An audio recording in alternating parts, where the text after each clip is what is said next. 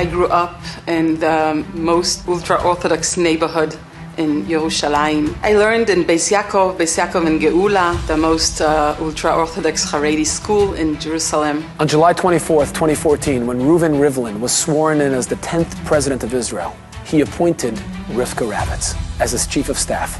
How does someone who grew up in one of the most Haredi neighborhoods in Israel, Mattersdorf, was one of 10 children at home, and now she herself was a mother of 12, how does she become the chief of staff to the president of Israel?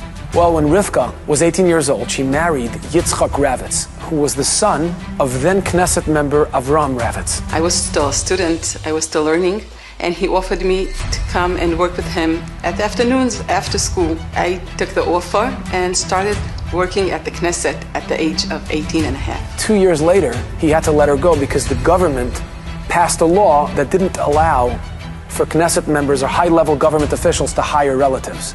When he let her go, Reuven Rivlin, who was also a Knesset member at the time, hired her in his office. For 6 years, he was appointed to be the Speaker of the Israeli Parliament. I was his chief of staff then. Along those years, there were a lot of elections, primaries, and I ran all of them, also gained the money for them, also was responsible for those campaigns. And then came the most important campaign in his life and probably also in my life. He wanted to be the Israeli president. We worked very hard for a year long, but he won it, and he became the Israeli president, and he asked me which job would I like to take in the office, and I chose to be his chief of staff.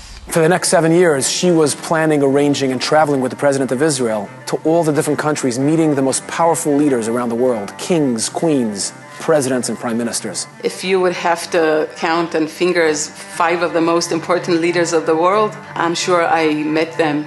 Putin, Merkel, Obama, Trump, Biden. In November of 2015, Rivka was planning one of the most important meetings of President Rivlin.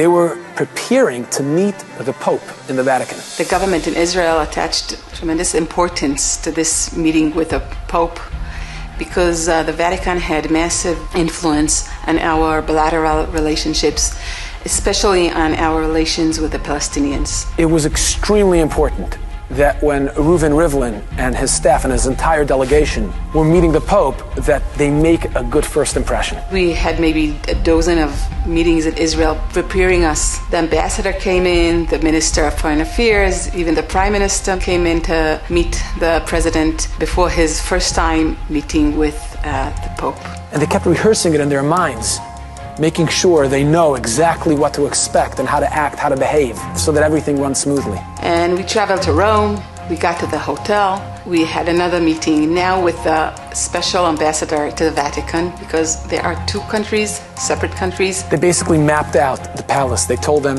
as you pull up to the palace, certain cardinals will be outside greeting you. They'll take you into the palace, you'll go down a staircase, you'll walk through a hallway with many different chambers. When you get to the end of the hallway, you'll walk into a different hallway. When you get to the end of that hallway, you'll enter a room and you'll wait there. The cardinals will leave and then the Pope will enter through a side door. When the door will be open and we'll see the Pope, we should stand in a line and come into the room one after each other.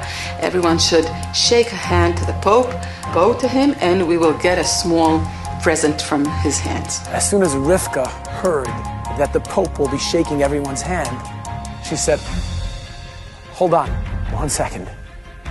I'm an Orthodox woman. I don't shake hands with men."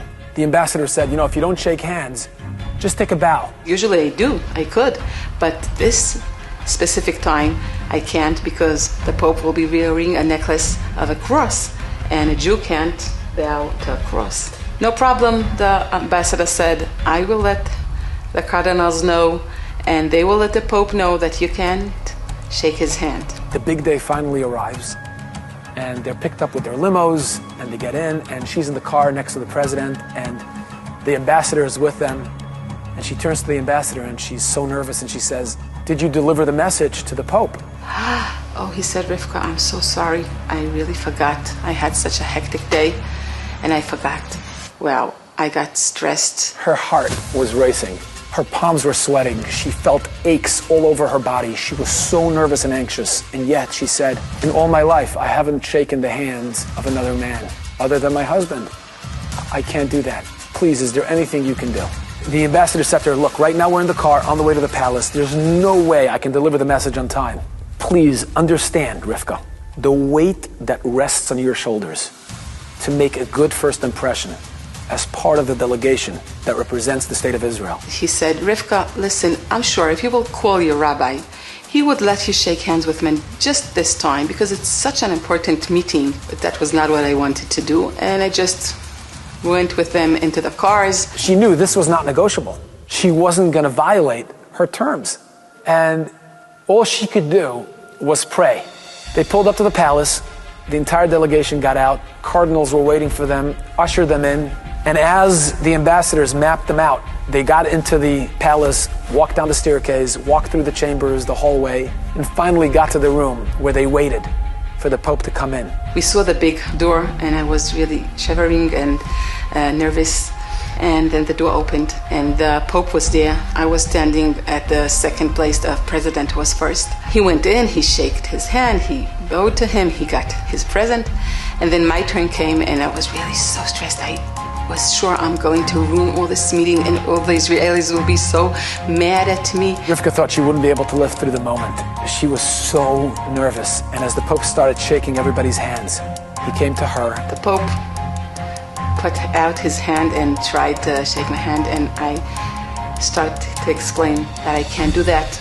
I'm religious, I'm ultra-Orthodox, and the president was standing next to me, and he was telling him about my father-in-law that was the head of the ultra-Orthodox party in the Knesset. And the Pope, even though he couldn't understand the language, he had an interpreter, but he was able to sense the strength and the courage of Rivka Ravitz.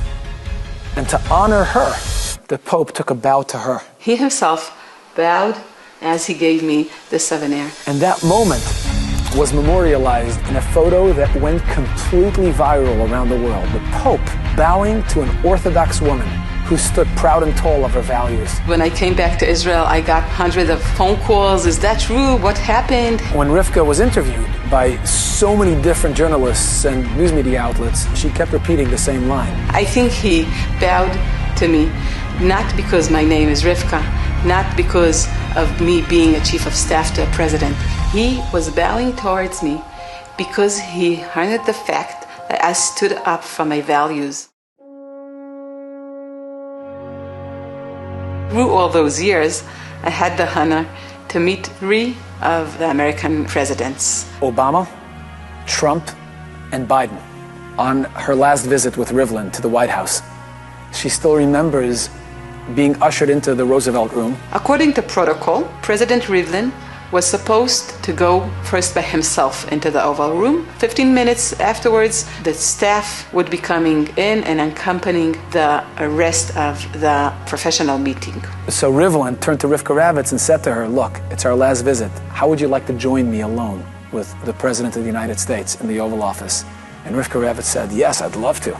A few minutes later, President Biden walks into the Roosevelt room and ushers Rivlin into the Oval Office, and Rivlin motions to Rivka Ravitz to come along with him.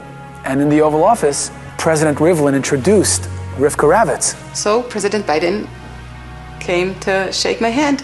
So I took my hands back, and President Rivlin explained to him, she can't shake hands. She comes from a very religious community in Israel, and guess how many children she has? So President Biden said, how many? And he said, she's a mother to 12 children. Wow, he said, my mother should know you. If she would know, I'm meeting with a woman that has 12 children. She would admire you. And right away, Biden got on his knees and said, I need to honor you. And you can sense the reverence and the awe he had for Rivka Ravitz simply because she was a mother of 12 children. In these modern days, the value of family is not such valuable. And here comes the president, one of the most influential leaders of the world, and still admire a value as a value of family. Adabra beidesecha neged melachim b'lo evosh. To live proudly as a Jew. Every time I felt compelled to stand up for my values and beliefs, I was treated to respect and understanding. A great deal of respect and a great deal of understanding.